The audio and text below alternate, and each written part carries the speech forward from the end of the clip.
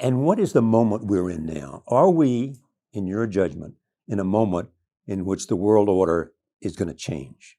Yes, we're changing the world order. Okay. In 1945, we started the New World Order. What I mean is, throughout history, there's a fight for control because there's no world court that you go to and plead your case. And so there's a fight for power.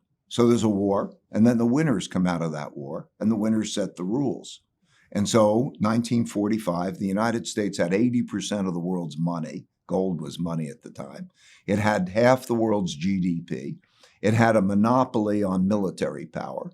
So the U.S. set the world order. That's why the United Nations is in New York. Washington, D.C. has the IMF and the World Bank. And its currency became the reserve currency. And its currency became the reserve currency because of that set of circumstances.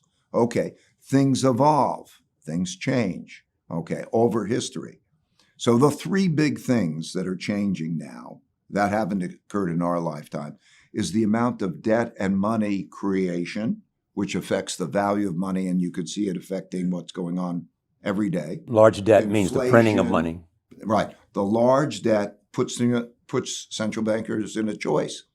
Do you pay it back with hard money, or do you pay it back with printed devalued money? And if you pay it back with hard money, it's hard. In other words, that's when you have debt crises. So in all cases, they eventually print money, and that produces inflation, right? So that dynamics, the first... And that's the place we are at this moment. That's the place we are at this moment. Okay. And we'll talk about that. We'll drill down on that in a minute. The second is when there's a great internal conflict, usually when there's a large wealth and values gap, and at the same time as you have a financial problem. Then you get populism of the left and populism of the right. In other words, those who feel disenfranchised want people who are going to fight for them. They don't want compromisers. They don't want them to be in the middle because middle means that they're not fighting for them. They want them to have guts. So that you have populists of the left and populists and their positions harden. And their positions harden, and there are no compromises. That's why we're potentially in a situation that you could see in one of these elections, maybe in 2024, that neither side would accept losing. Perhaps we see that. Maybe you don't follow the rulings of the Supreme Court. Anyway, that's a serious question today. So these things have not happened in our lifetime, but they happened many times in history. So if you look at that, you see from those patterns why the gaps become greater and the positions harden, and you see the dynamic. So that's the second. And the third is the rise of a great power to challenge the existing great power. In other words, I gave you the example of how the United States was so dominant in 1945. Now it's not as dominant. It is not dominant.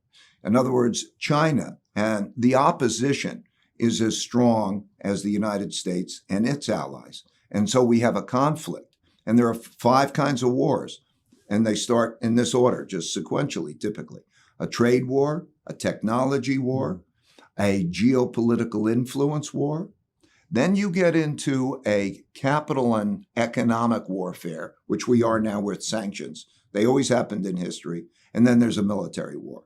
And so you could see that progression happen through time.